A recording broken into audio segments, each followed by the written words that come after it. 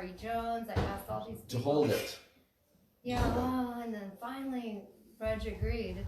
And it was a hard job because we didn't know which way Gurudev was coming. We didn't know if he was going to go to the Pando or to his room. And so the whole kirtan kept going like back and forth and back and forth. And then finally Gurudev's car went that way and Braj was running with him. We were all running the whole kirtan. And he got there like the second Gurudev door opened, you know. Gurudev just thought it was so funny. He was just laughing. Oh, really? Yeah, that umbrella looks also so beautiful over his chair. That was really a special touch in the decorations. Oh, yeah. And Gurudev liked them, because I remember when we came to Bali with Gurudev, he very much appreciated the artistry of the Burmese. And I don't know how he got to see the umbrellas, but I guess some devotee must have, or he saw it and he says, oh, I want also for Navadvip Parikrama, for Thakurji, you know, for when we carry Gornitai and the palanquin. I didn't know that. Yeah, Gurudev liked the umbrellas, so there's umbrella lila in Gurudev's pastimes. He was definitely had a huge smile.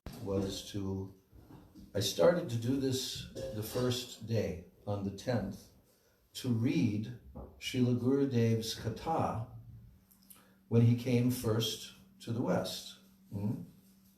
And it's very nicely presented in the book.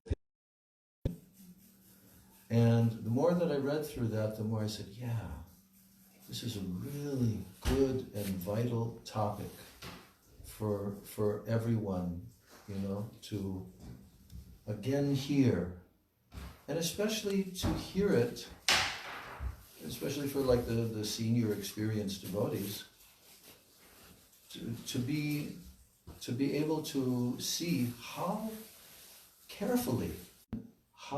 very carefully and in a very effective way he gave these darshans, these lectures, and it entered the devotees' hearts, you know.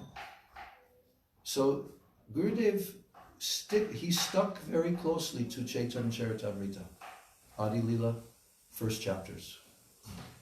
That's the basis.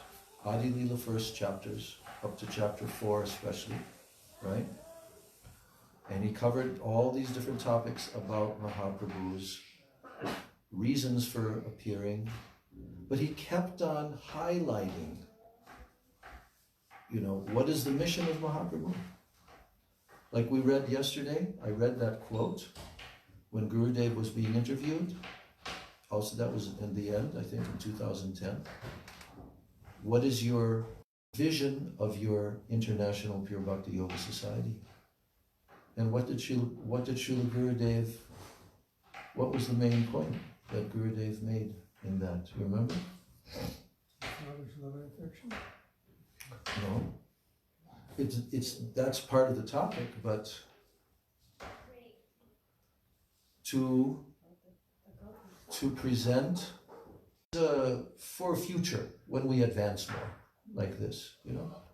So Srila Prabhupada didn't have that open, the type of audience that was necessary to be able to speak those things too. And when Gurudev came, this was his objective. He wanted to speak and give what everyone needed to receive at that time. And because there were so many devotees and they were senior, they'd been chanting for 20 years, 30 years, you know, and he said this quite a few times, that I am speaking for a few persons. My speaking is directed to a few persons. Even he's sitting in Govardhan with 1,000 devotees in front of him, you know. But actually he's speaking for a few different persons. I remember also when Gurudev was in Germany, it was a winter visit of Gurudev's.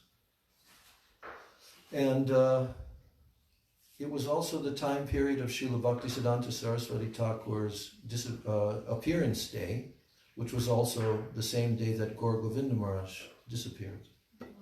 So that week of Katha that Gurudev was giving, it was to a slightly smaller speaking to. So in this case, Gurudev had spoken quite high topics.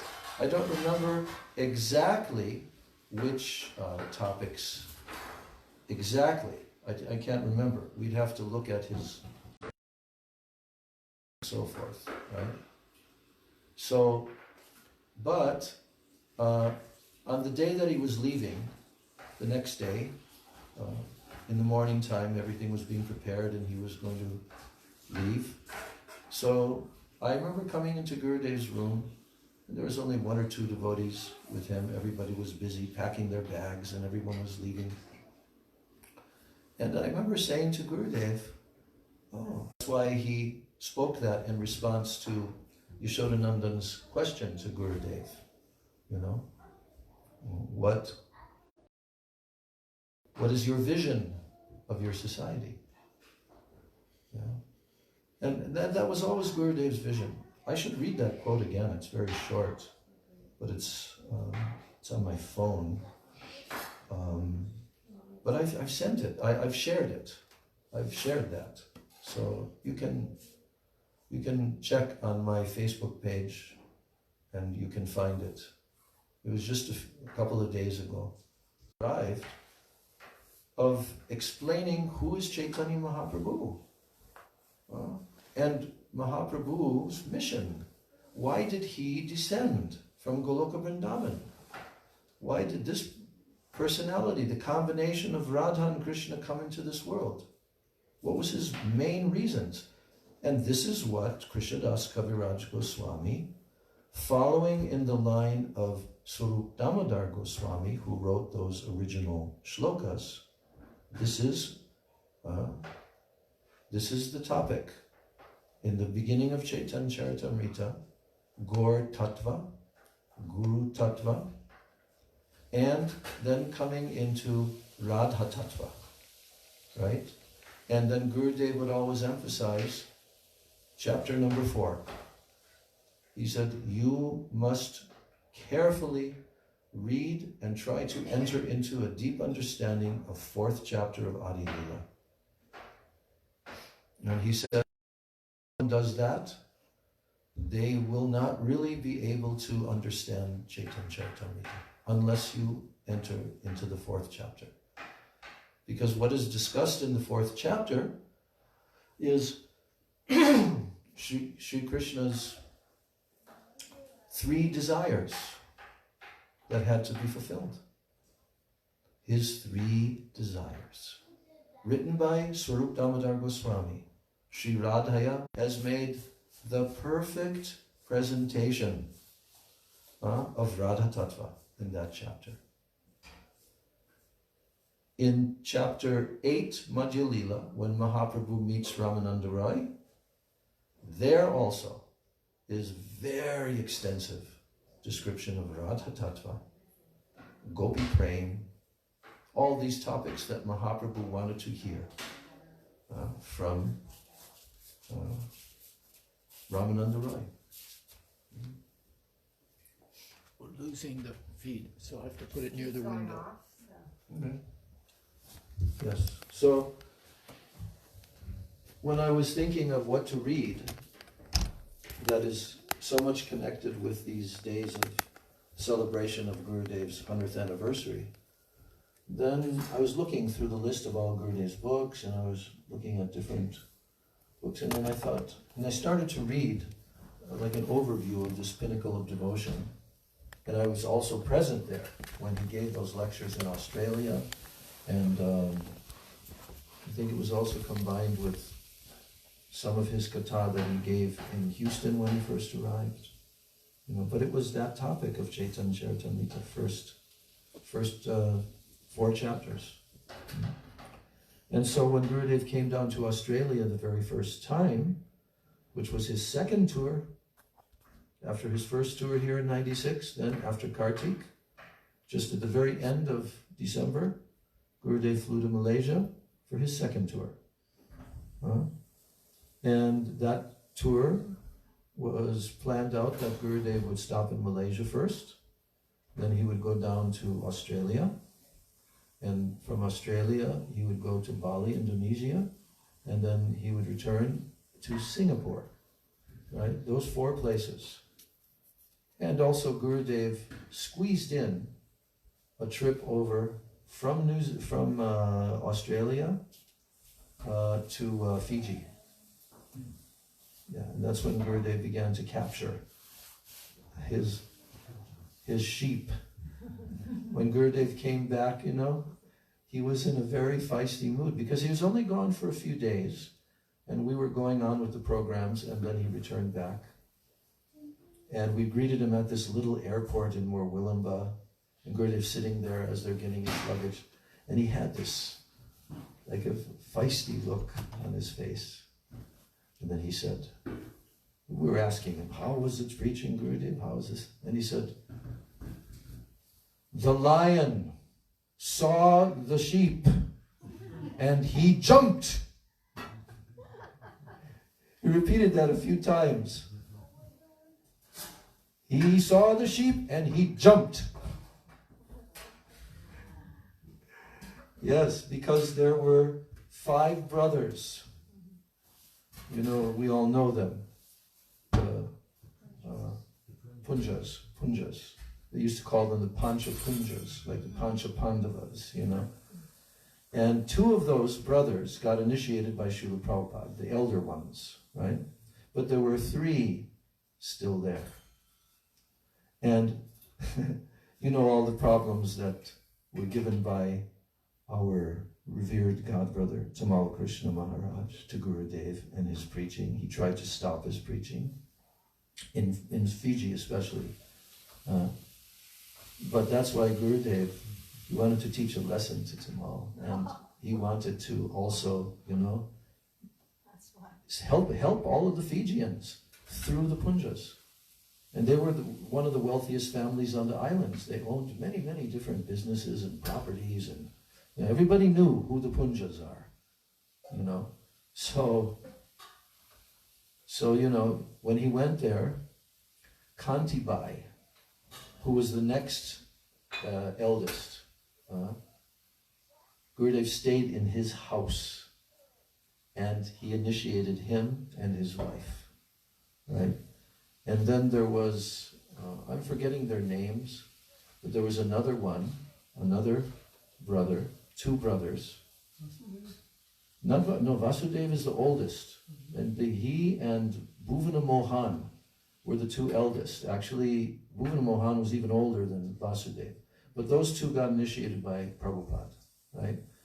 But then Kantibai, and then there was another one. Jagannath. It was Jagannath, right. And there was a 3rd brother who was the youngest. And Gurudev didn't capture that sheep on the first visit, but on the second visit, he captured that sheep. So Gurudev was in this mood. The lion saw the sheep, and then he jumped.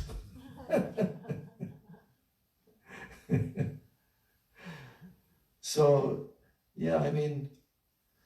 Gurudev's lectures in the very beginning are worthy of our thorough analysis and hearing and rereading them and seeing how, in such an expert way, Srila Gurudev presented these very exalted topics, right? So that book, Pinnacle of Devotion, I started to read in the class that I gave on the evening of the 10th, okay? So I'm going to continue with that until we've read all the relevant sections over the next few days. Is that okay with the devotees? Yeah? Okay. So, let's see, Pinnacle of Devotion. Here it is. Okay, so I read the foreword, which is very short, and now I began to read the introduction, and I came up to a certain point. Oh wait, no, that's different. Forward. Okay, like that one. Okay, I started to read part 1.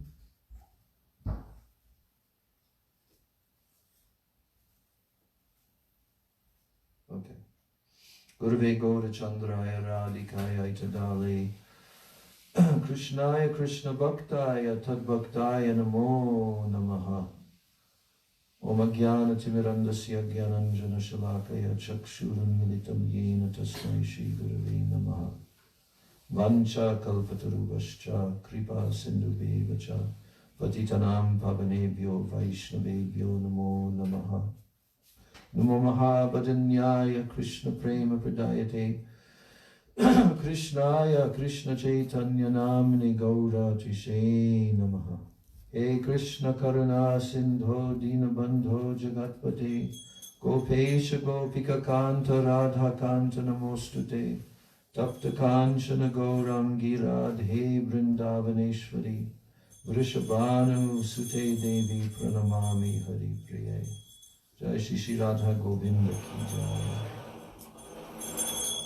Vrindai Tulsi Debai Priyaye Keshavasya Cha Krishna Bhakti Pradidevi Satyavacha Namo Namah Shri Krishna Chaitanya Prabhu Nityananda Shri Advaita Gadadhar Shivas Adi Gaur Bhakta Vrinda Hare Krishna Krishna Krishna Hare Hare Hare Rama Rama Rama Hare Hare Hare Krishna Krishna Krishna Hare Hare Hare Rama Rama Hare Hare. My Dandavat pranams to my Diksha and Siksha Gurudevs, Nityalila Pravishtom Vishnupad Sri Srila A.C. Bhaktivedanta Swami Maharaj Srila Prabhupada, Nityalila Pravishtom Vishnupad Paramahansa Statarasata Sri Srila Bhakti Rakshak Sridhar Goswami Maharaj, and Nityalila Pravishtom Vishnupad Paramahansa Statarasata Sri Srila Bhaktivedanta Narayan Goswami Maharaj. To all of my Sri Rupanuga Guru Varga, and my Dandavat pranams to all the Vaishnavas and all the Vaishnavis. So this book is divided into 2 sections, part 1 and part 2. And in part 1, actually the title of part, is called Guru Tattva, part 1. And in part 2 is titled The Supreme Gift. So in part 1, there's 2 sections: the glory of Sri Guru and Sri Guru as a manifestation of Krishna. And in part 2, which again is titled The Supreme Gift. So in part 2, there are so many chapters. First section is titled A Verse with the Deep Secrets. Then the next, the purpose of Lord Chaitanya's descent. Auspicious invocation. The highest devotion. The gopis' selfless love. Supreme chastity. Without this, the world is useless. Lord Chaitanya as the perfect devotee. No one but Krishna. Krishna teaches through his pastimes. And the pure name is Krishna. So now I'm remembering that actually, I started the other evening in this part 2. And the reason why is because the part 2 is going directly into the topic of Anarpita Chirim Chirat. So we read this first section, a verse with deep secrets. That's very short. And then the next section is the purpose of Lord Chaitanya's descent. And this is long. And I got about 1/3 or 1/2 of the way through. I'll read a little bit so we can refresh our memory. Krishna's Prabhupada, Gurudev, Krishna, Prabhupada, and Gurudev. There, Gurudev is saying that we are continuing our reading from Sri Chaitanya Charitamrita. And now we are discussing the 3rd chapter of Adi Lila, which explains the identity of Sri Chaitanya Mahaprabhu and the reasons he came to this world. Srila Krishnadas Kaviraj tells us that Chaitanya Mahaprabhu, Sachinandan Gaurhari, is directly Sri Krishna himself. He is not only Bhagavan, the Supreme Lord, but he is Swayam Bhagavan, meaning he is the original form of Godhead, from whom all other incarnations emanate. He is Brajendra Nandan, Sri Krishna himself. This Krishna is eternally situated with all his attributes and with his complete power personified in the form of Srimati Radhika. Even if the sun could be separated from its heat and its light, Sri Sri Radha Krishna can never be separated. Krishna sported in Vrindavan for 10 years. He took birth in Mahavan, Gokul. You are familiar with that place. And he played there for his first few years. And then both his family and Radhika's family moved to Vrindavan, where they enjoyed unlimited pastimes. There in Vrindavan, Nanda Baba's family stayed at Chatikara, and Vrishabhanu Maharaj stayed at Ral. Then they moved to Kamyavan, then Kailanvan, and finally Nanda Baba's family settled in Nandagaon Gokul, and Vrishabhanu Maharaj's family settled in Varshana. In each dwelling place, their families made a new village, and their villages were always side by side. Sri Sri Radha and Krishna met at these places and eternally performed their topmost pastime of Ras Lila as well as other pastimes. When Krishna comes to this world, from Goloka Vrindavan, the whole of Braja comes with him. His associates, the Yamuna River, Govardhan Hill, Bandirvan Forest, and the entire 84 kroshas, 168 square miles of Vrindavan accompany him. We always used to hear how Prabhupada would emphasize this point, that Krishna is never alone. Krishna never comes alone.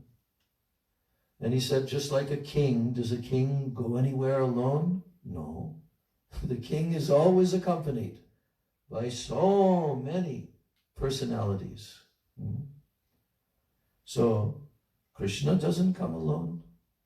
He comes with his entire Braj from the transcendental Goloka Vrindavan, from the Nitya Dham. The whole Dham itself descends. And he does that in every single universe of the material creation, one after the next, traveling roadshow. So, he says, he comes once in a day of Brahma. You remember hearing that the first time? When we were newer devotees? That Krishna appears in which Manu? Huh? I think it was the 8th Manu, I think. He would specify, Prabhupada would specify in his purports and so forth. Krishna appears in the 8th Manu, in the day of Brahmaji. Only once. That Krishna from Goloka Vrindavan, if anyone can just get their head around this truth, that Krishna only comes once, not twice. He comes once in a day of Brahma, in his Nandanandan, Yashodanandan, Vrajendranandan, Sham Sundar form. And he sports and brings his whole spiritual world and all of his associates with him. And that tract of land where he manifests his Dham, it is called Braja, Braj Mandala. So, Prabhupada made this point, and it's there in Chaitanya Charitamrita, very explicitly described in Prabhupada's purports and his introduction to the chapters.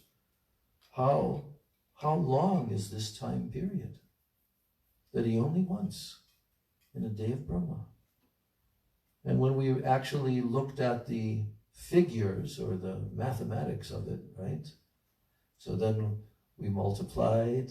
I even did it on a calculator one time, but it didn't have enough digits on that calculator. It was just a hand calculator. You have to have a scientific calculator for this. So and it's going to be explained, because in Gurudev's presentation he explained what Krishnadas Kaviraj Goswami clearly told, that in the day of Brahma, which is called a kalpa, there are 1,000 yuga cycles. And even Krishna states this fact in the Bhagavad Gita. He says, Sahasra yuga paryantam aharyad brahmano vidu. That it is understood by all the expert personalities that a day of Brahma is 1,000 yuga cycles. Chatur yugas, the 4 yugas. And only in one of those cycles, Krishna appears. Only once in all of Lord Brahma's day, 12 hours of his day, and 12 hours of his night. He only appears once in that 24 hours of Lord Brahma. And what is the calculation of time? We know, because the Acharyas have clearly explained that the Kali Yuga is the shortest age. And the Kali Yuga has how many years in the Kali Yuga? 432,000. Yes, 432,000. 432. Very significant. 432. Very significant. Then double of 432 is the length of time of the Dwapara Yuga. Triple 432 is the length of time of Treta Yuga. And quadruple 432 is the length of time of Satya Yuga. Very simple calculation. And altogether, because 432 is the basis of the calculation, and there are 10 multiplications of the 432, because 1, then 2, double, then 3, triple, then 4. That makes 10. Decimal, the decimal system. Everything in Krishna's creation is very scientific. Everything is mathematical also. So 432,000 years multiplied times 10 is what? 4,320,000, which makes only one Chatur Yuga. Then you multiply that times 1,000. You add 3 more zeros, very simple, and it becomes 4,320,000,000. Still 432 is there. Then his night is also 4,320,000,000. Then you add those two together, and you get, what is it, 8,640,000,000, I think. Yeah. Yeah. I usually just say 8.6 billion years. That's the length of time until Krishna again appears in our universe. Right? That's a very long time. We think it's a very long time, 1,000 years ago, 5,000 years ago. We think it's a very long time. But that's just a few moments of time.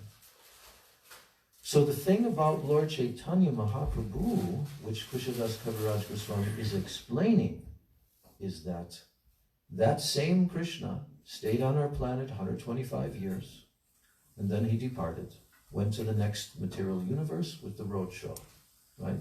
But his Dham remained. That Vrindavan Dham remained in a non-manifested way. There's prakat and aprakat. Prakat means manifested, and aprakat means not manifested. But yet the Dham is there. This is why Chaitanya Mahaprabhu sent his disciples there. That's why he himself went to Vrindavan by foot. Such an arduous journey. Because that is the Dham, eternally.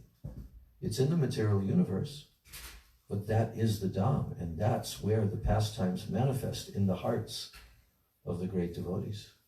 So the 6 Goswamis, they were sent by Mahaprabhu specifically to renovate the places of Krishna's pastimes. We sing that every night after the Tulsi Parikrama, and we sing the song of Narottam Das Thakur Hari Harai Nama Krishna.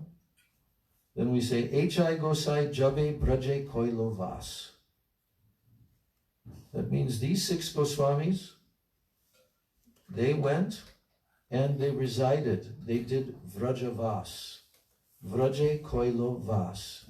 They did residing in Vrindavan. They did that on the order of Mahaprabhu. And while they were doing Braje Koilo Vas, what did they do? What was their amazing contribution to all future generations of Vaishnavas? The next line he's telling, Radha Krishna Nitya Lila Korilo Prakash. Prakash, they manifested Radha Krishna Nitya Lila, the eternal pastimes of Radha and Krishna. No one had done that. Even in Srimad Bhagavatam, all the details of those pastimes, they're not revealed. But in the commentaries of our acharyas to the 10th canto, Vishwanath Chakravarti Thakur, Sanatana Goswami, Jiva Goswami, and so many acharyas, they revealed in their commentaries of the 10th canto. But the Goswamis wrote original books. And those books are the whole basis of Chaitanya Mahaprabhu's movement. The books of the 6 Goswamis. And then the Rupanuga Acharyas following in their line. So, to know the reasons why Chaitanya Mahaprabhu descended in this golden form is the most basic and essential thing that an aspiring Gaur Bhakta has to know. Aspiring Krishna Bhakta has to know that this personality, known as Chaitanya Mahaprabhu, he is actually Krishna himself. Krishna only comes one day, one time in a day of Brahma. But he does come a second time, but mixed with Srimati Radhika. Golden form of Srimati Radhika mixed with the sham-colored form of Krishna becomes Chaitanya Mahaprabhu, but actually he's Krishna.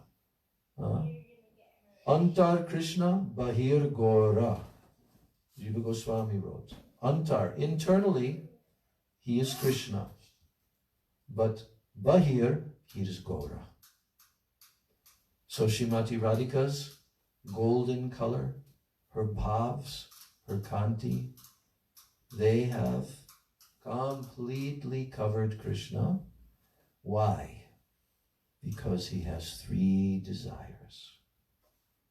And those 3 desires are the principal cause of Mahaprabhu's descent, to fulfill his 3 desires. Other causes are in the secondary category.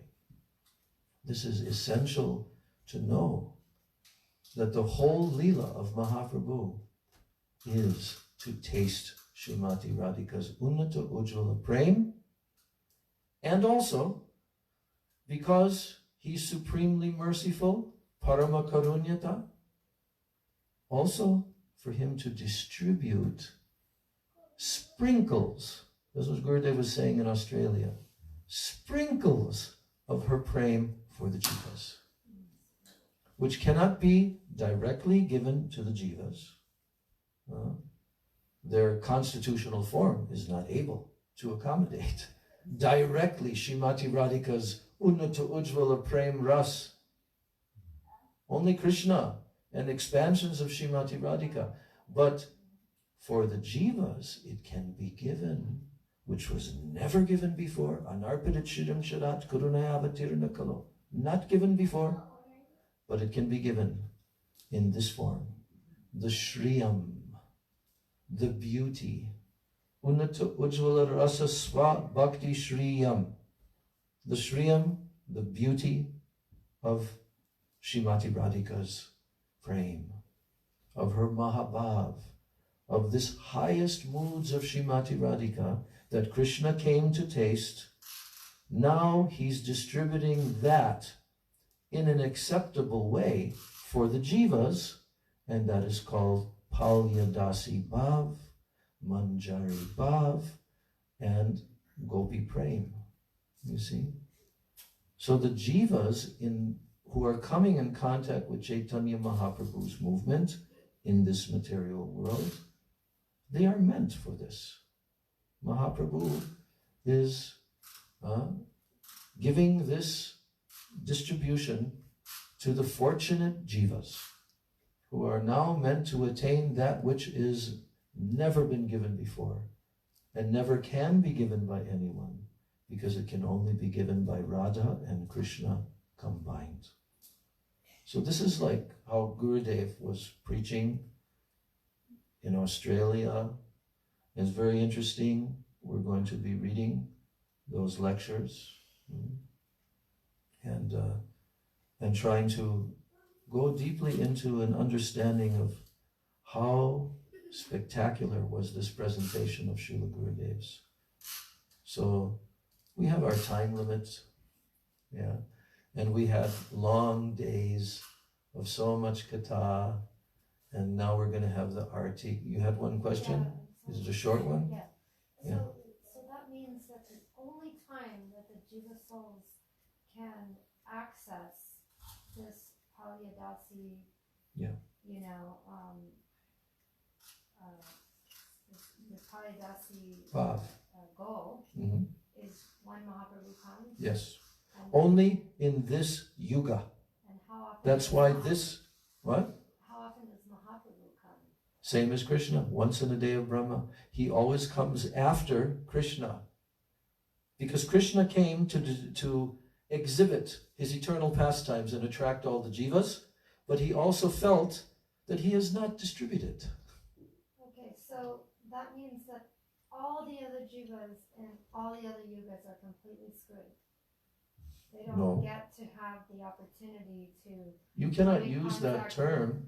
You cannot use that term because the material creation has unlimited jivas, and not all of them are going to be going to Goloka Vrindavan. That is only possible in the Danya Kali Yuga. It is only possible in this Danya Kali Yuga. In the other yugas, the form of Vishnu comes as a yuga avatar and preaches the yuga dharma for that age, right? And generally they're going to Vaikuntha. Or like those who worship Lord Ram, they can go to Ayodhya in the spiritual world and so forth. Those who worship Lakshmi Narayan, they will go to Vaikuntha. But this special dispensation is only available only in Mahaprabhu's Danya Kali Yuga. Yes. That is the rarity and the value of what he's giving. So but we cannot say that they're screwed or that they're not getting. No. Every jiva will be fully satisfied in their state and their relationship with Krishna. Hanuman, he's fully satisfied in his dasya bhav to Lord Ram, okay? But this special gift that was not given, this is the supreme good fortune of the jivas. And is it possible that we've had to wait for, what was it, 8-point-something billion years in order to... Probably much more. That's only one universe. That's only one day of Brahma. We have to understand that since time immemorial, we've been in the material creation in different species of life. And there's no way for us to know whether this is the first universe that we've been in, or whether we've been in many other universes, because at the end of the universe, what happens? Everything goes back into the body of Mahavishnu. All the jivas also go back into his body. And then again, they come out in the next creation, in the next universe. So let us understand, this is impossible for us to fathom with our brains. But it's the truth that now, after millions of lives, we are supremely fortunate that we have come in contact directly with the topmost Rasik Vaishnavas in the line of Rupa Goswami, who are giving all these things that the Goswamis gave. That is our great fortune. And that's why we should try very seriously to go deep and to follow what they're telling us to do. Because that's the only way that we're going to be able to achieve this, is by following very carefully in their footsteps. Yes. I'm sorry, but it's okay. it's okay? Okay. Yeah. I have a question, because you're speaking about Yuga avatars, how Krishna only comes once. So in Ananda Vrindavan Champu, by Kavi Karnapur, there's a part where Nanda Maharaj is explaining that in Satya Yuga, Krishna comes as a white color. In Treta Yuga, he comes as red, who I think is Yogeshwar. And in Dwarpa Yuga, he comes in a form dark blue like a rain cloud. And in most Kali Yugas, he comes in white. And then he said, but once in the day of Brahma, he appears as a dark blue form as Krishna, and afterwards yellow, Mahaprabhu. But it's still saying that every Dwarpa, he appears dark blue. So is that Krishna in Dwarka in the form of no, Ashwarya? it's not Krishna. It's Vishnu.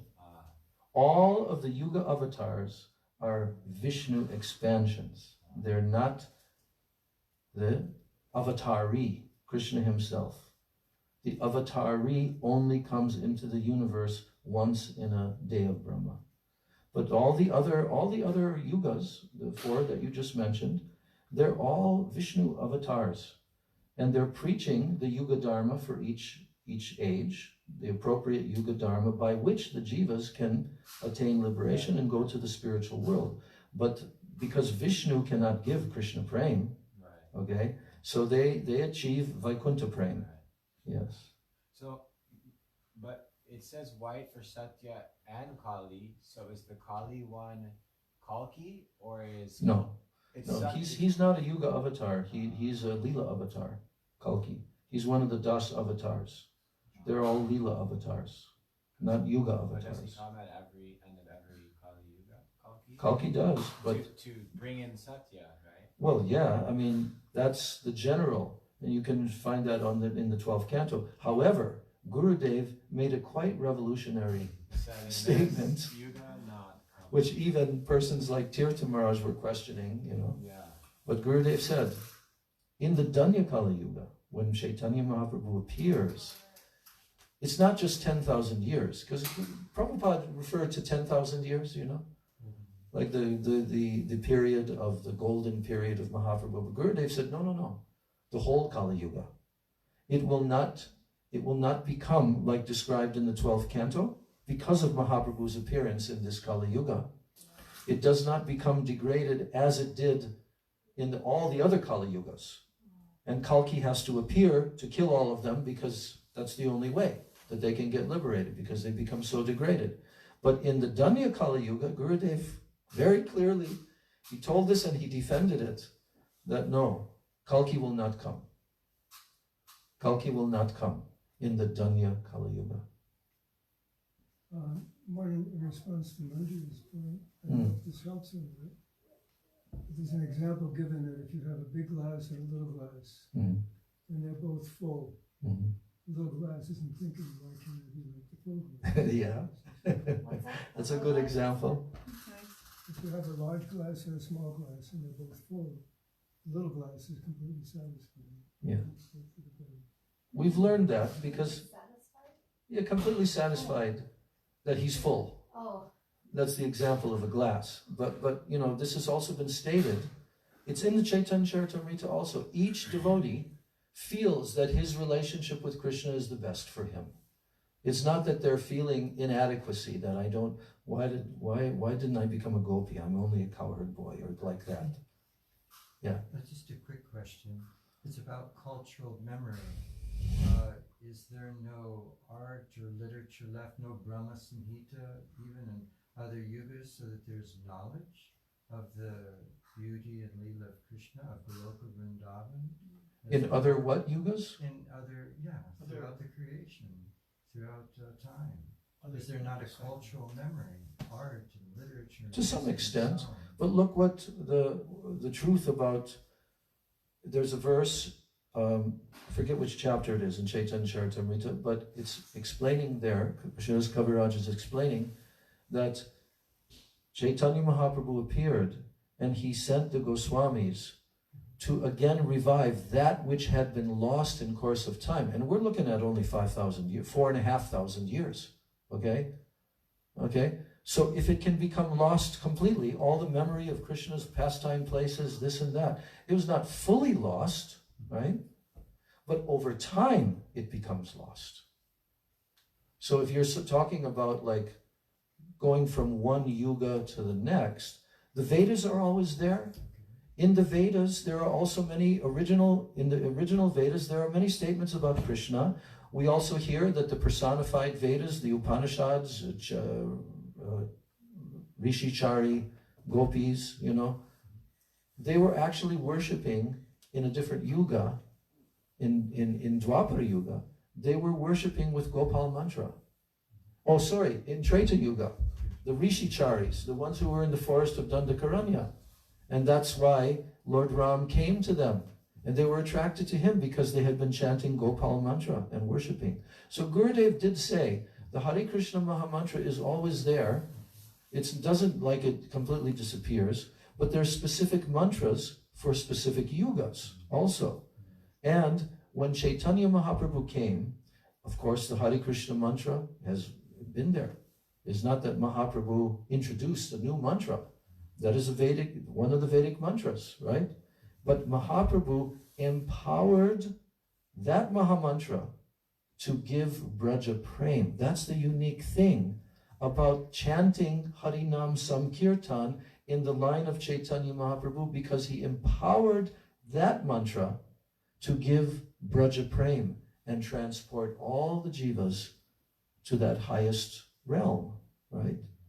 So there must be some cultural remainder here and there, but it's fully concentrated when Mahaprabhu comes. And then the period after his appearance, all his associates are descending and keeping the disciplic succession going, you know, and promoting the movement of Mahaprabhu. So, therefore Mahaprabhu predicted, in every town and village, my name will be heard, and that will go on all throughout the Kali Yuga, you know. So we're just in the very beginning phase of the distribution of Mahaprabhu's movement. Yeah. Did Mahaprabhu switch the Mahamantra, the order of it? No. Some people say that Hare Rama was first. It is not a fact. And Gurudev wrote that. You can read it in his... Harinam Mahamantra book. Alright, so I'm sorry. Maharaj, just remind me what book we're reading from? You're reading from? A Pinnacle of Devotion. Yeah. Okay. Srila Gurudev ki jai. Srila Prabhupada ki jai. Srila Rupanuga Guru Varga ki jai. Sachinandan Gaur Hari ki jai.